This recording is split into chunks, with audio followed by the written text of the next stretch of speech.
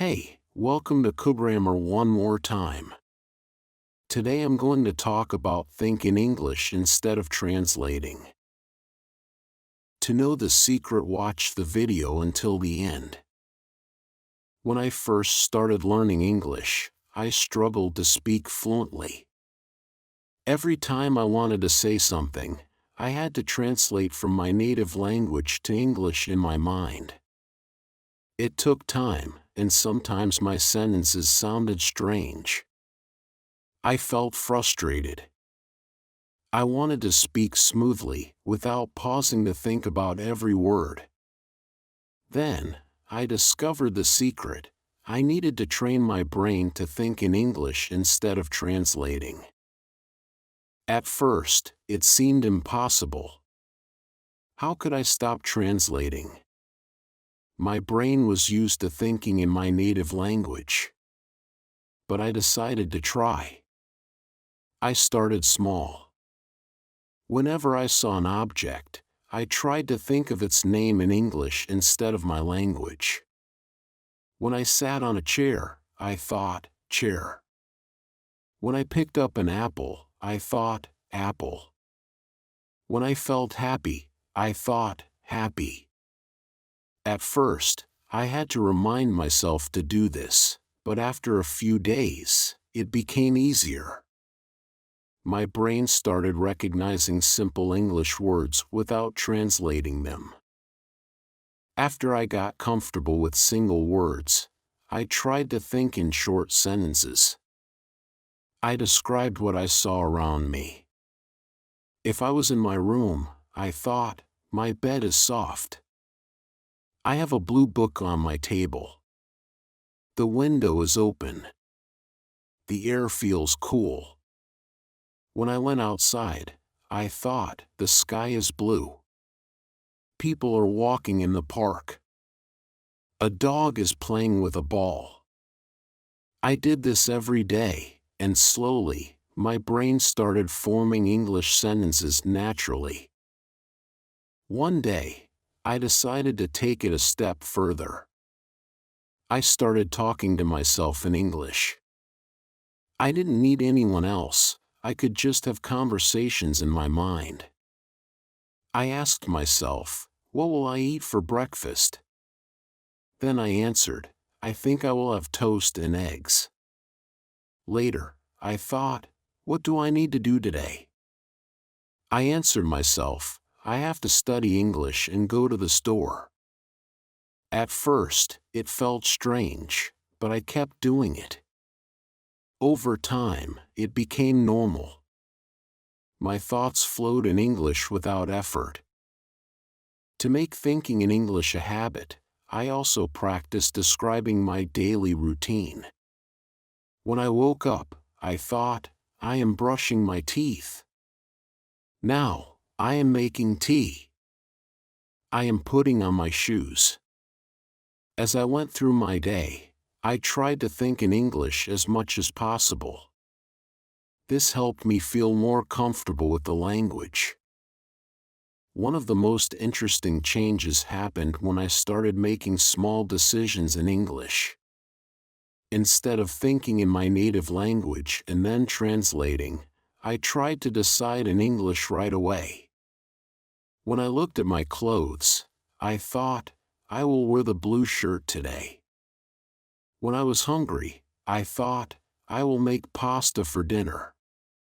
These simple choices helped me stay in English mode throughout the day. I also realized that learning phrases was more helpful than learning single words. Before, I memorized words one by one, but when I needed to speak, I didn't know how to put them together. So, I started learning full phrases. Instead of just learning the word excited, I learned the phrase I am excited about the trip. Instead of just learning hungry, I learned I am hungry. I want to eat something. This made it easier to think in English because my brain remembered full sentences, not just separate words. One of the biggest changes I made was stopping the use of a bilingual dictionary. Before, when I didn't know a word, I looked it up in my native language. But this kept me stuck in translation mode. So, I switched to an English to English dictionary. If I didn't know the meaning of delicious, I looked up its definition in English. Delicious means very tasty. At first, it was hard, but over time, it became easier. My brain stopped depending on my native language. I also practiced thinking in English with timed exercises. I set a timer for 5 minutes and challenged myself to think only in English during that time. I described my surroundings, thought about my plans, or even imagined a conversation. At first, 5 minutes felt long, but I slowly increased the time. I moved to 10 minutes, then 15. The more I practiced, the easier it became. Listening to English daily also helped a lot. I watched movies and listened to podcasts, trying to understand without translating. At first, I used subtitles, but over time, I tried to listen without them. The more I heard English, the more natural it felt to think in English. My brain got used to English sentence structures, and I found myself translating less and less. Even though I practiced every day, there were times when I felt frustrated. Sometimes, I still caught myself translating. But I reminded myself that thinking in English is like building a muscle. It takes time and practice. I didn't give up. I kept going. And then, one day, I realized something amazing. I was walking outside, looking at the trees, and I thought, the wind feels nice today. I hadn't translated. I hadn't even tried. The thought had just come to me in English. That moment showed me that my hard work was paying off. I was finally thinking in English without effort. I knew I had to keep practicing, but I had taken a big step. Now, speaking English felt easier, more natural. I no longer worried about translating. My words flowed smoothly. My confidence grew. Thinking in English instead of translating was the key to my fluency. I started with simple words, described my surroundings, and talked to myself. I made daily decisions in English and learned full phrases instead of single words. I stopped using a bilingual dictionary and listened to English every day. It wasn't always easy, but with time and practice, my brain learned to think in English without effort. If you're struggling with translation, don't worry. It takes time, but you can do it.